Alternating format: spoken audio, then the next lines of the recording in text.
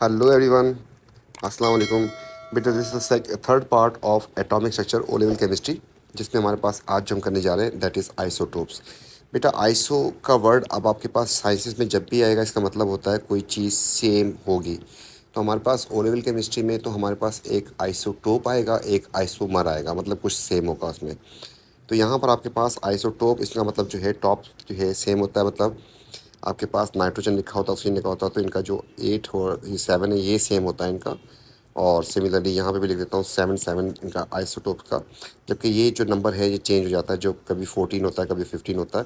तो इस सेम की वजह से इसका नाम आइसो रखा है। तो आइसोटोप जो है एक ही एलिमेंट के डिफरेंट एटम्स होते हैं। तो आपके पास जो है ना, फॉर एग्जांपल मैं यहाँ पे एक्स लिखा, फिर एक्स लिखा, फिर एक्स लिखा, एटॉमिक नंबर 5 है एंड 5 है एंड 5 है, जबकि मास नंबर जो है 10 है, 11 है एंड 12 है। तो ये नंबर चेंज हो रहा होता है। तो एटॉमिक नंबर जो है सेम है, इसका मतलब क्या चीज़ सेम हो गई, प्रोटॉन एंड इलेक्ट्रॉन जो है इनके सेम होते हैं। और ये नंबर जो चेंज हो रहा है इसका मतलब क्या चीज़ चेंज हो रही है। अगर माइनस कर दूँ इसको मैं तो इसका आंसर 5 आएगा, इसको माइनस करूँ तो आपके पास 6 आएगा, इसको माइनस करूँ इसका आंसर 7 आएगा। तो ये जो नंबर निकाले हैं किसके, न्यूट्रॉन के, तो न्यूट्रॉन का नंबर चेंज हो रहा होता है। बहुत सारे बच्चों को ये बात पता होती है, इसकी डेफिनेशन सबको आती है, लेकिन इसका स्टार्ट जो है मसला आता है। तो याद रखिएगा जब भी आइसोटोप की डेफिनेशन आए, चाहे 1 मार्क के लिए चाहे 2 मार्क के लिए, आपको पूरा पेन बताना ज़रूरी है। तो प्रोटॉन इलेक्ट्रॉन न्यूट्रॉन तीनों बताना ज़रूरी है। अगर आप लिखते हैं ना particle with different number of neutron, कुछ बच्चे लिख देते हैं, तो वो बात गलत हो जाएगी, क्योंकि सल्फ़र लिखा मैंने एंड आयरन लिखा मैंने, जिससे 26 इट्स 16 32 एंड 56, अगर इनको माइनस कर देंगे आप तो आपके पास यहाँ पर आंसर 30 आएगा, जबकि यहाँ पर आंसर 16 आएगा। Although they have a different number of neutron but they are not isotopes. Isotopes में प्रोटॉन और इलेक्ट्रॉन का नंबर सेम भी होना चाहिए। तो definition is atoms of the same element having same number of protons and electrons but different number of neutron. तो आपके पास इनमें जो नंबर डिफरेंट होता है दैट इज न्यूट्रॉन का नंबर डिफरेंट होता है। अब इसके बाद जो है नेक्स्ट चीज़ जो है isotope of element show similar chemical reaction. अब आपको बताया था सिमिलर केमिकल रिएक्शन का मतलब क्या है। तो कौन से पार्टिकल्स थे जो केमिकल रिएक्शन के लिए इन्वॉल्व होते थे। तो आपके पास प्रोटॉन का फंक्शन था hold electron within atom, neutron का फंक्शन था minimise repulsion, electrons were responsible for chemical properties. जब इनमें इलेक्ट्रॉन सेम है तो इसकी केमिकल प्रॉपर्टीज सेम होंगी। तो isotope show similar chemical reaction because they have same number of electrons. इनकी फिजिकल प्रॉपर्टीज़ जो है डिफरेंट हो जाएगी, क्योंकि इनका मास जो है वो चेंज हो जाएगा। न्यूट्रॉन का मास होता है, तो अगर न्यूट्रॉन का नंबर चेंज होता है इसका मतलब मास चेंज हो जाएगा। The next thing is percentage जो होती है हर आइसोटोप की फिक्स्ड है। आइसोटोप हम नहीं बनाते, ये ऑलरेडी क्रिएटर ने बना दिए हैं। और आपको समझा देते हैं कि आपके पास लेट से 17 प्रोटॉन थे, तो उसकी रिपल्जन को मिनिमाइज़ करने के लिए एटलीस्ट जो आपको शुरू में बताया था 17 जो है आपके पास न्यूट्रॉन होंगे। तो किसी में 17 न्यूट्रॉन आ गए, किसी में 18 आ गए। तो न्यूट्रॉन का फंक्शन क्योंकि रिपल्जन को मिनिमाइज़ करना हो तो ज़्यादा और कम हो गए, और जिसकी वजह से ऐसा हुआ कि आइसोटोप्स बन गए। कुछ आइसोटोप्स रेडियो एक्टिव होते हैं, ये बात भी हमने शुरू में की थी, जिनके पास जो है प्रोटॉन का नंबर ज़्यादा हो जाता है तो वो जो है उनमें रेडियो एक्टिविटी स्टार्ट हो जाती है। तो ये बात भी हमने की थी। And they emit radiation and उनका मास जो है ग्रेजुअली डिक्रीज कर रहा होता है। अब सबसे पहले आपके पास हाइड्रोजन के आइसोटोप जो आपको याद भी रखने हैं, आपके पास दो आइसोटोप्स जो हैं क्लोरीन के और हाइड्रोजन के, आपको याद रखने हैं। हाइड्रोजन के 3 आइसोटोप्स होते हैं हमारे पास, एक को हम हाइड्रोजन ही कहते हैं। प्रोटॉन देखें एक है, इसमें भी एक है, इसमें भी एक है, तो सारे हाइड्रोजन की ही है। इनका एटॉमिक नंबर जो है वो 1 ही है सबका। अब जो है इसको हाइड्रोजन कहते हैं नॉर्मली, इसको हम कहते हैं ड्यूट्रियम, इसको हम कहते हैं ट्रीटियम। सिमिलरली हाइड्रोजन के लिए सिंबल H ही आएगा, ड्यूट्रियम के लिए सिंबल जो है D आ जाएगा, जबकि ट्रीटियम के लिए सिंबल T आ जाएगा। अब अगर इसमें प्रोटॉन इलेक्ट्रॉन न्यूट्रॉन की बात करते हैं तो इसमें हमारे पास प्रोटॉन 1 है, इसमें भी 1 है, इसमें भी 1 है। इलेक्ट्रॉन की बात करें वो भी सेम होगा, जस्ट न्यूट्रॉन का नंबर डिफरेंट हो जाएगा। अगर आप इनको माइनस करना शुरू कर दें, अब 1 में से 1 माइनस तो 0 आ जाएगा यहाँ पर, तो आपने 0 लिख दिया। एंड इस तरीके से आपके पास इसको माइनस करेंगे, 2 में से 1 को माइनस किया आपके पास 1 आ जाएगा। एंड सिमिलरली इसमें से माइनस करेंगे 3 में से 1 को, तो आपके पास 2 आंसर आ जाएगा। The number which is change that is only neutron का नंबर जो आपके पास चेंज हुआ, जबकि बाकी दोनों नंबर फिक्स थे, वो चेंज नहीं हुए। अच्छा, इनकी परसेंटेज जो है वो याद रखने की ज़रूरत नहीं है, बस आपको जो है ये पता होना चाहिए कि इसके 3 आइसोटोप्स होते हैं, और एक का नाम ड्यूट्रियम है, एक का नाम ट्रीटियम है, और एक का नाम नॉर्मल हाइड्रोजन है। और एक में आपके पास कोई न्यूट्रॉन नहीं होता, जबकि दूसरों में 1 और 2 न्यूट्रॉन होते हैं। अब यहाँ पे न्यूट्रॉन क्यों नहीं है, क्योंकि यहाँ पे रिपल्जन ही नहीं है, एक प्रोटॉन की में तो रिपल्जन नहीं होगी ना, तो इसलिए यहाँ पे न्यूट्रॉन ना होना जो है दैट इज़ पॉसिबल। इस तरीके से आपको क्लोरीन के 2 आइसोटोप्स याद रखने। क्लोरीन के 2 आइसोटोप्स हैं आपके पास, एक 17 एक का 35 मास है जबकि दूसरे का 37। तो यहाँ पे क्या चीज़ चेंज हो रही है, न्यूट्रॉन। न्यूट्रॉन जो है आपके पास देखें गौर से, तो एक में 18 न्यूट्रॉन्स हैं जबकि दूसरे में 20 न्यूट्रॉन्स हैं। तो आपके पास 2 आइसोटोप आपको क्लोरीन के याद रखने हैं। यहाँ पर आपको एक चीज़ और भी याद रखनी, दैट इज़ आप दुनिया में कहीं से भी लेके आए ना, ये सैंपल कहीं से भी लेके आ जाए, तो इसकी जो परसेंटेज होगी ना 35 वाले की percentage, that is fixed, nature में फिक्स्ड है।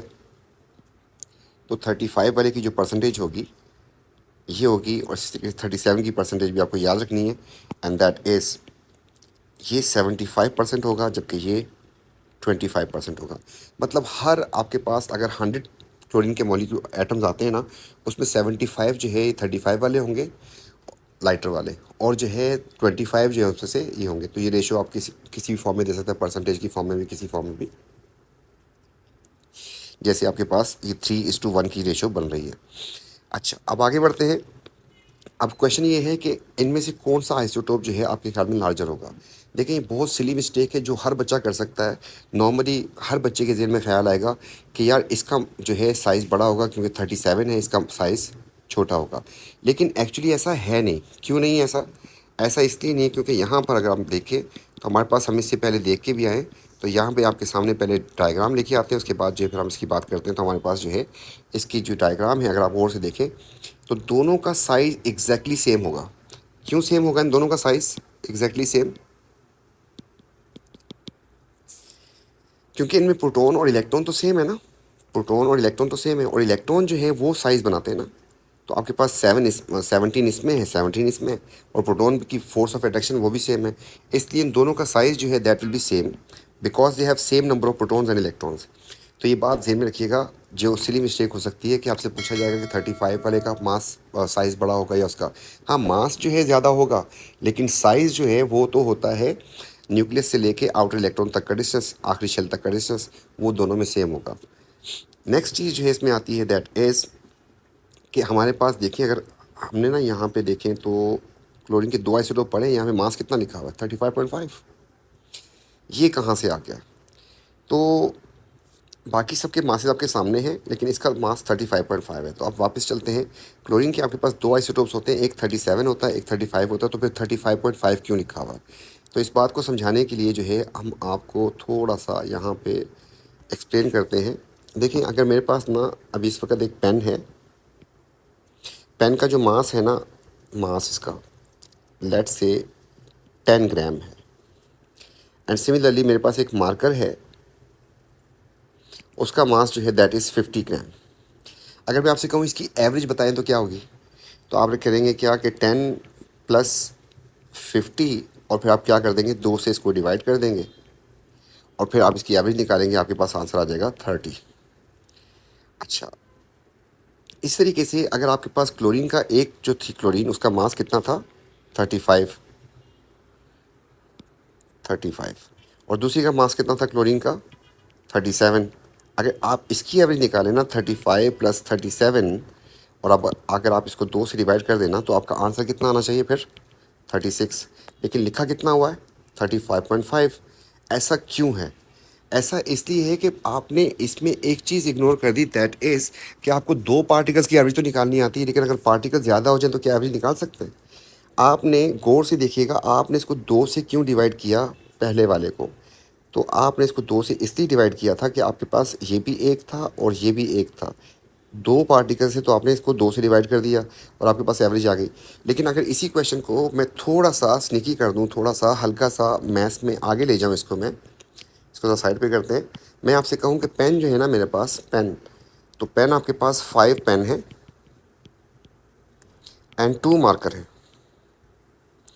तो क्या इस वक्त हम एवरेज निकाल सकते हैं? बिल्कुल निकाल सकते हैं। पेन का मास कितना था 10, उसका मास कितना था 50। अब कितने पेन हैं आपके पास 5, मार्कर कितने हैं 2।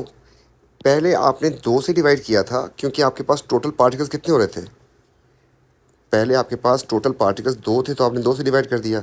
अब आपके पास पार्टिकल कितने हो गए 7, तो आप इसको 7 से जब डिवाइड करेंगे ना, अब आपके पास एवरेज इसकी आ जाएगी। इस तरीके से हम इसकी एवरेज निकाल सकते हैं। तो क्लोरीन का जो 36 नहीं होता उसकी वजह भी क्या है, इनकी परसेंटेज। तो इनकी परसेंटेज वो है ही नहीं जो आप सोच रहे हैं कि 1 1 तो नहीं है कि हम इसको 1 1 से मल्टीप्लाई कर दें। तो हमने यहाँ से इसको कॉपी कर लिया और नेक्स्ट पेज पे ले जाते हैं इसको। असल में क्लोरीन जो 35 होता है ना, ये आपके पास होता है कितना, 75%। और ये कितना होता है, 25%। तो इसलिए जो है अगर आपके पास इसका मास 35 था, इसका मास 37 था, तो आपने एक चीज़ करनी थी कि इसको जो है 75 पार्टिकल्स इसके थे एंड 25 पार्टिकल्स इसके थे। तो आपके पास जो है आपने इससे और इसके सम से इसको डिवाइड करना था, दैट वाज 100। अब आपका आंसर जो है 35.5 आ जाएगा। तो 35.5 इसका आंसर क्यों आ रहा है, क्योंकि दोनों पार्टिकल्स की अबंडेंस जो है, जो परसेंटेज जो है वो सेम नहीं है, इसलिए हमारे पास आंसर फ्रैक्शन में आ रहा है। और फ्रैक्शन में वैसे भी आ सकता है, कोई मसला नहीं है, लेकिन ये 35.5 कहाँ से आया, तो ये। तो अब आपके पास जो है ना, इस कॉन्सेप्ट को ज़रा सेट कर लीजिएगा। जितने पार्टिकल्स होते हैं उसके टोटल से हम डिवाइड करते हैं, जितने पार्टिकल्स होते हैं उसके टोटल से डिवाइड करते हैं। तो ये बात जो है फिर आपको काफ़ी हेल्प करेगी क्वेश्चन सॉल्व करते हुए। इसी बेस के ऊपर हमने एक फार्मूला बनाया है। ये आइसोटोप हो गया एक, ये दूसरे आइसोटोप का मास हो गया, ये इसकी परसेंटेज हो गई, इसकी परसेंटेज हो गई, बीच में हमने प्लस कर दिया। तो इस बेस के ऊपर आइसोटोप मास ऑफ आइसोटोप 1 आपके पास, जो आपके पास 35 था, इंटू इस परसेंटेज मतलब 75। सिमिलरली मास ऑफ आइसोटोप 2 जिसका मास 37 था, उसकी परसेंटेज 25 थी, और फिर परसेंटेज का सम कितना होता है, 100। इससे आपके पास ये फार्मूला आ गया जिससे हम रिलेटिव एटॉमिक मास निकालते हैं, जिसको हम एवरेज मास भी कहते हैं। तो इसकी बेस के ऊपर हमें पहला क्वेश्चन जो है ये आ गया हमारे सामने। तो आपके पास दो आइसोटोप्स थे, आपने लिखे, एक 35 है, एक 37 है, इसकी परसेंटेज 75 एंड इसकी परसेंटेज 25। अब आपने किससे डिवाइड करना है, इनकी परसेंटेजेस के सम से। तो आपके पास इस नंबर से इनका जो सम होगा उससे डिवाइड कर देंगे, तो that is 100 and when you solve it you will get the answer 35.5। अगर आपके पास इस रेशो में ना दे, किसी भी रेशो में दे, तो मैं आपको इस जगह तक लेके आ गया हूँ, आपको मसला ना आए। अगेन यू कैन सी, एक पार्टिकल का मास जो है दैट इज़ 35, एक आइसोटोप, दूसरे आइसोटोप का मास कितना है 37। इसके कितने बताया उसने, अब इसकी रेशो जो है आपको परसेंटेज में नहीं दी, इसमें दे दी आपको रिलेटिव अबंडेंस। इसके पार्टिकल्स में बताएं आपको 3, जबकि इसके कितने बताएं आपको 1। तो अब जो है आपने जो डिवाइड करना है, आप किससे डिवाइड करेंगे, शाबाश। तो सोचें, आपके पास ये 3 पार्टिकल्स हैं, ये एक है, तो आपने 4 से डिवाइड करना है। इसको जब सॉल्व करेंगे तो आपके पास इसका आंसर 35.5। तो आपके पास जब ये डेटा दिया होगा तो आपसे अगर वो पूछता है ये क्वेश्चन, आपको आना चाहिए करना। इस तरीके से आपके पास क्वेश्चन आ गया रिटर्न में, आपके पास ग्राफ की फॉर्म में भी क्वेश्चन आ सकता है। अब आपके पास गौर से देखें तो यहाँ पे मास लिखा हुआ है, तो ये मासेस हैं डिफरेंट, ठीक है, आइसोटोप्स के मास है, और ये इनकी परसेंटेज दी हुई है। तो आपके पास 3 आइसोटोप्स हैं यहाँ पर, एक है 24 वाला, एक है 25 वाला, और एक है 26 वाला। क्या करना है, इनकी इसकी परसेंटेज से मल्टीप्लाई करना है। इसकी परसेंटेज कितनी है, 78.7, और इसकी कितनी है, 10.13। ठीक है, ये नज़र आ रही है ना आपको, 24 वाले की परसेंटेज एंड 25 वाले की परसेंटेज एंड 26 वाले की परसेंटेज इज़ 11.17। अब आपने डिवाइड करना है इसको, तो डिवाइड किससे करना है, इनके सम से। तो आपके पास इन सब को अगर सम कर देते हैं आप, तो आपके पास इसका सम जो है दैट इज़ 100 से आप इसको डिवाइड कर देंगे और उसकी बेस के ऊपर इसका आंसर आ जाएगा। तो अभी मुझे थोड़ा सा 1 मिनट दीजिएगा, मैं कैलकुलेटर पे थोड़ा सॉल्व कर लूँ इसको। तो 24 into 78.7 and then 25 into 10.13 and then 26 into 11.17। तो आपके पास आ गया इसका आंसर 24.324। तो इस तरीके से आपको इनका रिलेटिव एटॉमिक मास निकालना आना चाहिए, जिसको हम AR की फॉर्म में भी रिटर्न कर देते हैं। उसी बेस पे क्वेश्चन आया। अब यहाँ पे स्क्रीन को पॉज करके इसको अटेम्प्ट करने की कोशिश करें, ताकि आपको पता चल जाए कि आपसे ये हो रहा है या नहीं हो रहा। इस बार आपके पास जो इसका फार्मूला बनेगा ना, तो हमारे पास था कि आप जो है जो एवरेज मास निकाल देते थे ना, रिलेटिव एटॉमिक मास, तो रिलेटिव एटॉमिक मास आपने निकाला था, that was AR is equal to होता है आपके पास आइसोटोप, बल्कि इसको मैं यहाँ से इरेज करता हूँ, मैं उसी फार्मूला को वहाँ से कॉपी पेस्ट कर लेता हूँ। तो दिस वाज एक्चुअली फार्मूला, तो कॉपी करके ले जाते हैं यहाँ पर और यहाँ पे इसको पेस्ट कर देते हैं। सोचें क्या चीज़ मिसिंग है और क्या चीज़ आपसे पूछ रहा है। देखें आपको उसने इसका AR बता दिया है 10.8, आपने यहाँ पे लिख दिया 10.8। एक आइसोटोप B10 है, आपने 10 भी लिख दिया। दूसरा आइसोटोप आपके पास 11 है, आपने 11 भी लिख दिया। देखिए ना तो आपको इसकी परसेंटेज पता है, ना आपको इसकी परसेंटेज पता है, और यही आपसे पूछ रहा है। लेकिन एक बात का आपको पता है ना, परसेंटेज का सम कितना होता है। Now this part is missing, we have to identify, and this part is also. तो इसको जो है कलर ही हम चेंज कर देते हैं इसका, हमें इसका भी। तो इसको जो है अपने 100 से इसलिए डिवाइड करना था क्योंकि परसेंटेज का सम 100 होता है और उसमें परसेंटेज का वर्ड यूज़ किया हुआ। अब यहाँ पर बहुत सारे बच्चे, क्योंकि ओ लेवल में मैथ्स इतनी अच्छी नहीं होती आप लोगों की, तो आप में से बहुत सारे बच्चे बोलेंगे इसको एक्स ले लूँगा, इसको वाई ले लूँगा। तो याद रखिएगा, दो वेरिएबल कभी भी सॉल्व नहीं हो सकते। तो फिर कैसे करें? तो फिर ऐसे करते हैं, इसको थोड़ी देर के लिए भूल जाएं। अगर मैं कहूँ कि क्लास में 80% बच्चे जो है वो ए स्टैटिक है, तो रिमेनिंग कितने हुए? क्लास में 80% स्टूडेंट्स जो हैं वो ए स्टैटिक है, तो रिमेनिंग स्टूडेंट कितने होंगे? तो यू विल से कि 20। आपको किसने बताया 20? असल में 80 अगर ये हैं तो आपने 100 से माइनस करके ये बता दिया 20। अगर मैं आपसे कहता हूँ क्लास में आपके पास जो है 40% जो है स्टूडेंट्स जो हैं वो हार्ड वर्किंग है, ठीक है, तो आपके पास बाकी अदर स्टूडेंट्स कितने होंगे? आपके पास 60। फिर कैसे बताया आपने? आपके पास 100 से माइनस करके बताया, क्योंकि टोटल सम तो 100 होता है। तो ये बात इस तरह की बात। अगर मैं आपसे कहूँ कि X% स्टूडेंट जो है, X% स्टूडेंट जो है वो गुड है, तो बैड कितने होंगे स्टूडेंट? ठीक है, बैड कितने होंगे, कितने परसेंट होंगे? तो आप सोचें खुद कैसे कर रहे थे। अगर आपके पास ये 20 हो तो आपने 80 लिखना था ना, 20 से 80 लिखना था। अगर ये 40 होता तो आपने कितना लिखना था? 60 लिखना था। अगर X हो तो आपने यहाँ पे क्या लिखना? आप कर क्या रहे थे हर बार? 100 से माइनस नहीं कर रहे थे। इसलिए आपके पास यहाँ पर इसको सॉल्व करने से पहले आपने किसी एक की परसेंटेज को X ले लेना, दूसरी की आपने लेनी है 100 minus X। Now you will be able to solve, और जब आप सॉल्व कर लेंगे तो कीप इन माइंड आपने किसको X लिया था, and then in final answer you need to write. इसको आप जो है जब सॉल्व कर लेंगे तो आपके पास सोल्यूशन, तो मेरे ख्याल में मैथ्स थोड़ी बहुत आती होगी आप लोगों को। डर लगता है ओ लेवल के बच्चों की मैथ्स से, तो यहाँ पर इसको रख देते हैं। तो हमने लिखा कि B10 वाले की परसेंटेज कितनी है एंड B11 वाले की परसेंटेज कितनी है, तो आपको दोनों आंसर बताने पड़ेंगे। तो देखें, सोल्यूशन भी बता देता हूँ। इसको इससे मल्टीप्लाई कर देंगे तो आपके पास कितना बन जाएगा? 1080। फिर आप इसको इससे मल्टीप्लाई कर देंगे, कितना बन जाएगा? 10x। फिर आप उस तरफ आ जाएं, आप जो है इसको इससे मल्टीप्लाई कर देंगे तो कितना बन जाएगा? 1100। तो प्लस 1100 हो जाएगा।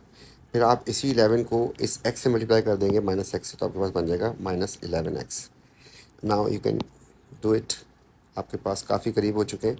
ये x की वैल्यूज़ आ रही हैं आपके पास, जबकि ये नंबर्स आ रहे हैं आपके पास, ठीक है। तो आपके पास जो है इसको 1100 उठा के अगर इस तरफ लेके चला जाऊँ मैं, तो मेरे पास जो है ये बन जाएगा 1080 माइनस 1100 हो जाएगा। जबकि इन दोनों को अगर मैं सॉल्व कर लूँ तो 10x माइनस 11x, तो आपके पास आ जाएगा -x। इससे आपके पास आ जाएगा -20, इधर से आ जाएगा -x, x काट दें। अब आप सोचें x आपने किसको एज्यूम किया था? तो x आपने एज्यूम किया था 10 वाले को, तो आपने लिखा कि 10 वाला जो था 20% था, तो दूसरा कितना हो जाएगा फिर? ऑटोमेटिकली 80%। तो इस तरीके से क्वेश्चंस। अच्छा जी, नेक्स्ट अब जो हमारे पास पास हुए क्वेश्चन आ गए। इसने कहा कि कौन सी स्टेटमेंट ठीक है आइसोटोप और ब्रोमीन के लिए? अच्छा, they are atoms with same number. क्या कौन सा नंबर सेम होता है आइसोटोप्स में? प्रोटॉन एंड इलेक्ट्रॉन ढूंढे। अच्छा जी, same number of electrons but different number of proton, गलत हो गया। सेम नंबर ऑफ न्यूट्रॉन नहीं होता, same number of proton, same chemical properties, ये वाली बात ठीक है। अच्छा, प्रोटॉन नंबर सेम होते हैं, सेम फिजिकल प्रॉपर्टीज़ नहीं, तो आपके पास सी इसका आंसर बन जाएगा। केमिकल प्रॉपर्टी सेम बताया था आपको, क्योंकि इनके इलेक्ट्रॉन सेम होते हैं। नेक्स्ट आ गया आपके पास particle sulphur contain this much neutron, this much electron, symbol क्या होगा? अच्छा जी, a particle isotope of sulphur. आप सल्फर के लिए आपको थोड़ी सी ख्वारी करनी पड़ेगी, जाना पड़ेगा पीरियोडिकल में, तो 16 मिला वहाँ से। अब ये कह रहा है कि उसमें 18 न्यूट्रॉन होने चाहिए। देखिए प्रोटॉन आपको पता चल चुके हैं, 18 अगर न्यूट्रॉन होंगे तो कितना हो जाएगा ये, 4 एंड 3, 34 इसका इधर से आना चाहिए। और 18 इलेक्ट्रॉन यहाँ से भी खेला है उसने। जितने आपके पास प्रोटॉन होते हैं उतने इलेक्ट्रॉन्स होते हैं। इलेक्ट्रॉन अगर इसमें ज़्यादा है इसका मतलब इसने 2 इलेक्ट्रॉन गेन किए, चार्ज क्या आ जाएगा आपके पास, -2। तो देखें 34 एंड -2, तो आपके पास आ जाएगा ये आंसर। ठीक है, तो इसने गेन किया, इलेक्ट्रॉन इसमें ज़्यादा हो रहा है। इस तरीके से नेक्स्ट क्वेश्चन में ये जो मैं नंबर निकाले हैं, आपको पता है कि आप पीरियोडिक टेबल से निकाल रहे हैं जाके, तो आप भी निकाल सकते हैं। इसके बाद नेक्स्ट क्वेश्चन जो है आपके पास आ रहा है कि nucleon number of an atom typical greater than proton number, the difference between these two number indicate the number of, जी, and atom with different nucleon number but same proton number are called, क्या कहते हैं उनको, जिसमें आपके पास nucleon का number जो है डिफरेंट होता है एंड प्रोटॉन नंबर सेम, उनको तो आइसोटोप्स कहते हैं। ये तो आपके पास यहाँ से टिक कर दिया हमने, ये दो ऑप्शन कट गए, आइसोमर नहीं कहते हैं उनको। अब जो है यहाँ पर आते हैं वापसी, nucleon number of an atom typically greater, ज़्यादा होता है nucleon number than proton number. क्यों ज़्यादा होता है भाई? प्रोटॉन अकेला जो है, प्रोटॉन नंबर जो होता है ना, प्रोटॉन नंबर ओनली प्रोटॉन बताता है, जबकि न्यूक्लियन नंबर क्या बताता है आपको, वो आपको बताता है प्रोटॉन प्लस न्यूट्रॉन। ठीक है, the difference between these two number indicate the number of, यहाँ पे क्या आएगा, कौन सा नंबर हो जाएगा आपके पास, न्यूट्रॉन का नंबर चेंज होने की वजह से। तो आपके पास यहाँ से आपको न्यूट्रॉन को करना था, तो डी आंसर बन जाएगा आपके पास जो मैच कर रहा है। नेक्स्ट क्वेश्चन जो है डेफिनेशन ऑफ आइसोटोप पूछा है, तो atoms with of different element नहीं होगा, काटें इसको, सेम एलिमेंट हो जाएगा, which have same, which have different number of electrons and different number of neutron, तो डिफरेंट नंबर ऑफ न्यूट्रॉन, ये आपके पास आ जाएगा इसका आंसर। इसके बाद आपसे कह रहा है कि आइसोटोप्स के बारे में एक और क्वेश्चन, कौन आइसोटोप्स हैं एक दूसरे के, तो आपके पास ये एटॉमिक नंबर सेम है, मास नंबर डिफरेंट है, यही आइसोटोप्स है। ये नहीं है, ये भी पढ़ा ही नहीं है, ये भी हमने देखा ही नहीं, तो आपके पास आइसोटोप ढूंढना था। अब जो है दो आइसोटोप्स हैं एक्स के, आपके पास आ गए। हाउ डज दे डिफ़र, 38 35 से डिफ़र कैसे कर रहा है? तो आपके पास जो आइसोटोप अगर है इनका, ये नंबर तो सेम होगा ना दोनों का, तो आपके पास कौन सा नंबर चेंज हुआ होगा, न्यूट्रॉन का नंबर। तो आपके पास उसमें ना न्यूट्रॉन 35 और 38 में, इसमें 3 न्यूट्रॉन ज़्यादा होंगे। तो how does 38 differ, 38 has 3 more neutron and same number of rest, तो 3 neutron but no more electrons, तो डी आंसर हो जाएगा इसका। इस तरीके से आपके कह रहा है कि कार्बन का 14 जो है, तो कार्बन का 14 हो गया इसका मास नंबर। एटॉमिक नंबर के लिए आपको जाना पड़ेगा डेटा बुकलेट में, तो पीरियोडिकल में, तो आपके पास 6 आ जाएगा वहाँ से, तो प्रोटॉन हो जाएंगे 6 एंड माइनस कर देंगे तो ये आ जाएगा आपके पास 8, तो भी आंसर हो जाएगा। तो ये था हमारे पास आइसोटोप्स। और अब जो है थोड़ा सा आगे चलते हैं, और हमारे पास एक टर्म हम छोड़ के गए थे, रिलेटिव एटॉमिक मास, तो उस पर हम मूव करते हैं।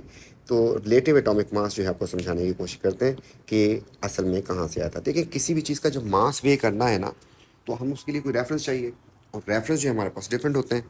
तो अगर कोई बड़ी चीज़ हो तो उसके लिए जो आप वेट यूज़ करेंगे, जिससे आप उसको वे करना है, वो बड़ी चीज़ यूज़ करेंगे। आपको कंटेनर वे करना है, बड़े बड़े पत्थर यूज़ करेंगे, और अगर आपको छोटी कोई चीज़ को वे करना है तो आप उसके लिए छोटे छोटे पत्थर यूज़ करेंगे।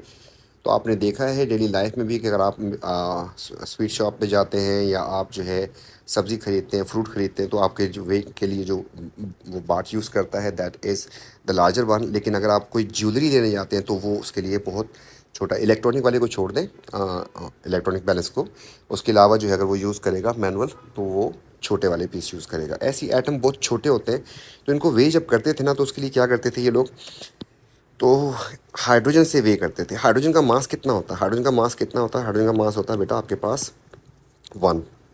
तो क्या किया उसने, एक तरफ रखा, आप समझ लें इसको, इस तरीके से विजुलाइज़ कर लें कि आपके पास ये इस तरीके से बैलेंस है आपके पास, और आपने जो है इस लिथियम का एटम रखा, और फिर जो है आपने यहाँ पर इसको रखना शुरू किया। तो अभी तो ये बिल्कुल आपको पता है किसी और पोजीशन में था, जैसे जैसे इसको रखते जाएंगे तो किस वक्त ये बराबर हो जाते हैं, पता चला कि आपके पास ये जो है आपने अब 6 रख दिए। जैसे ही 7 पे बराबर हुआ तो दोनों जो है आप इसमें इक्वल हो गए, तो उस वक्त हमने इसका मास लिख दिया कि 7 है। इस तरीके से बोरोन रखा, तो बोरोन के लिए जो है हमने फिर इसको वे करना शुरू किया, तो फिर हमने इसमें जो है 3 रखे, फिर जो है हमने फिर 3 रखे इसमें, और हम इसको जो है देख रहे हैं किस वक्त जाके ये बराबर होते हैं। उसके बाद जो हमने 3 और रख दिए, इसमें 9 हो गए। इसके बाद जो है 10 11 हो गया। तो चलो यहाँ पे पहुँचे तो ये बराबर हो गया। तो हमने फिर बोरोन का मास कितना लिख दिया, हमने बोरोन का मास लिख दिया कि 11। हम क्या काउंट क्या कर रहे हैं, हम नंबर ऑफ़ हाइड्रोजन एटम्स जो है काउंट कर रहे हैं कि जिससे वो जाके इक्वल हुआ। जब ये काम कर रहे थे ना, तो कर क्या रहा था, क्योंकि एटम तो बहुत छोटे हैं, ही वॉज काउंटिंग। क्या किया काउंट उसने, उसने कहा यहाँ पर क्योंकि 7 आए थे ये, तो उसने 7 मास लिख दिया इसका। यहाँ पर क्योंकि आपके पास 11 आए थे, तो उसने इसका मास 11 लिख दिया। इस तरीके से काम चल रहा था। लेकिन उस वक्त तक आइसोटोप्स ऑफ जो है हाइड्रोजन की इंफॉर्मेशन किसी को नहीं थी। तो जैसे ही हाइड्रोजन की इन्फॉर्मेशन आई कि हाइड्रोजन के तो 2 आपके पास और भी आइसोटोप्स होते हैं, तो आपने फॉर एग्जांपल जो है ये जो काम किया था, इसको मैं यहाँ से कॉपी करता हूँ। ये आपने काउंट किए, मैं इस पूरे को ही कॉपी कर लेता हूँ, और कॉपी करने के बाद ले जाता हूँ, क्योंकि विजिबल तो आपके पास थे नहीं। तो यहाँ पे पेस्ट कर देते हैं। अगर हाइड्रोजन के जब आइसोटोप्स होते हैं, ये बात पता चली बाद में, तो फिर एक मसला आया कि यार ये जो है आपके पास पूरे को उठाना था, हो सकता है ना इसमें ये वाला भी पार्टिकल हो। आपने काउंट किए 7, आपने लिखा 7। असल में तो मसला एक कुछ और है। क्या मसला है, इनका मास तो 1 1 1 1 1 1 है, लेकिन इसका मास कितना है, 2। तो टोटल मास कितना हुआ, मास तो हो गया लिथियम का 8 फिर, और काउंट कितना किया बस ने, 7, क्योंकि वो तो पार्टिकल काउंट कर रहा था। वो तो असल में वे नहीं कर रहा, रेफरेंस के लिए यूज़ किया था वो जितने पार्टिकल्स थे। तो यहाँ पे एक मिस्ट्री है, यहाँ पे एक मसला आ गया कि यार ये तो एक इशू बन रहा है कि सारी की सारी कैलकुलेशन ख़राब है। यही सोचें कि इन 7 में से आपके पास एक ये आ जाएगा ट्रीटियम, उसका मास 3 होता है। तो ये सब कुछ ख़राब हो रहा था। तो फिर जो है बड़ा उसमें सोच में पड़े कि क्या किया जाए। जब आइसोटोप्स का पता चला कि यार इसके आइसोटोप्स भी होते हैं, तो फिर हम इसकी काउंटिंग तो ख़राब हो जाएगी हमारे पास, ऐसा मसला आ रहा है। तो they think about a reference atom कि जिसका कोई आइसोटोप ना हो। उस वक्त तक जो एलिमेंट्स थे, तो उसका पता चला कि कार्बन का उस वक्त आइसोटोप भी नहीं था। तो उन्होंने कहा कि कार्बन से कंपेयर करें फिर हर चीज़ को।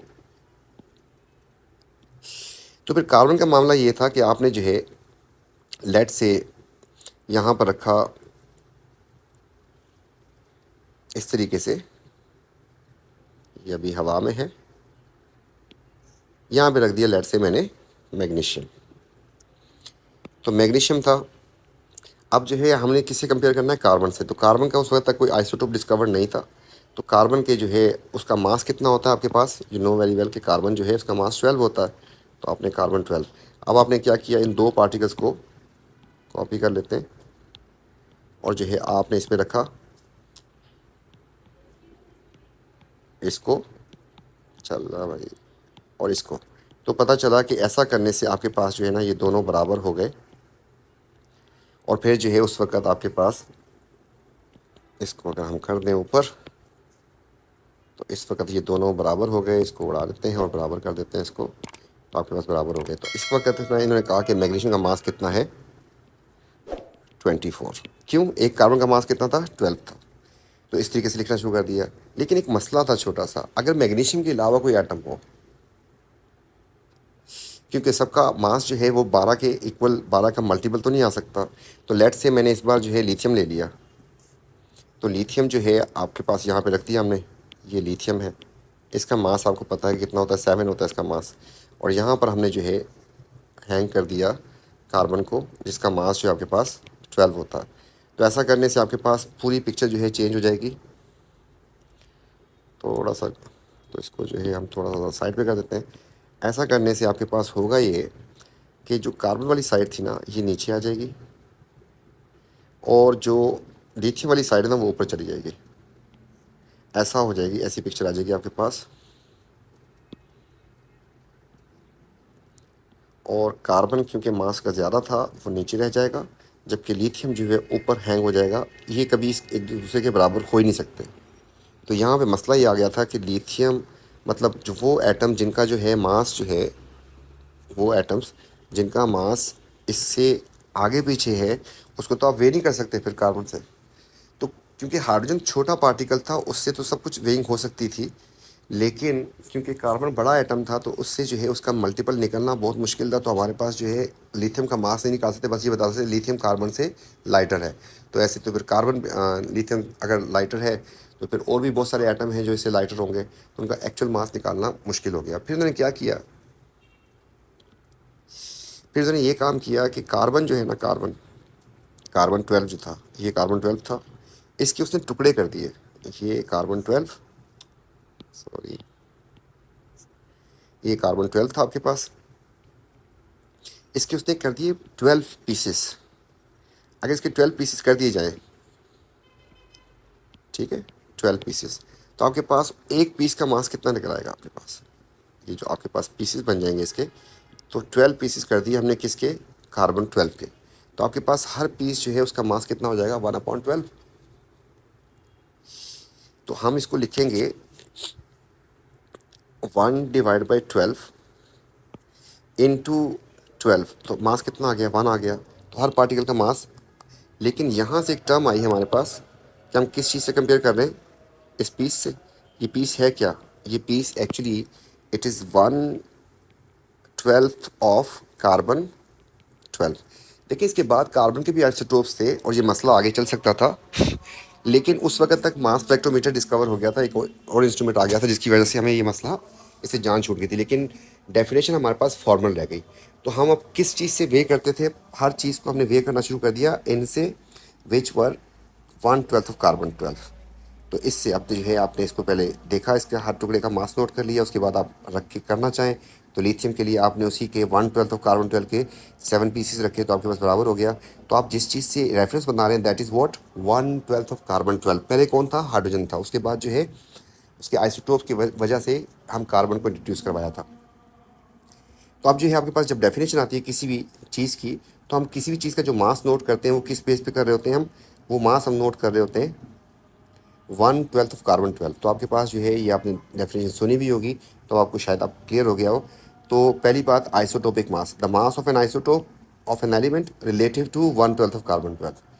अच्छा, इसके बाद जो है इस वाली को छोड़ देते हैं, ये जो है आइसोटोपिक मास हो गया, इसको अभी थोड़ी देर के लिए भूल जाएं आप लोग, मैं इसको इरेज कर देता हूँ थोड़ी देर के लिए। तो नीचे वाली भी आ जाए, molecular mass, the mass of a molecule relative to 1/12 of carbon 12। ठीक है, तो किसी भी चीज़ का mass, mass of pen relative to 1/12 of carbon 12, ये चल रहा था। सिर्फ एक डेफिनेशन हमारे पास थोड़ी सी यूनिक है, that is relative atomic mass, जो आपके पास 35.5 आया था।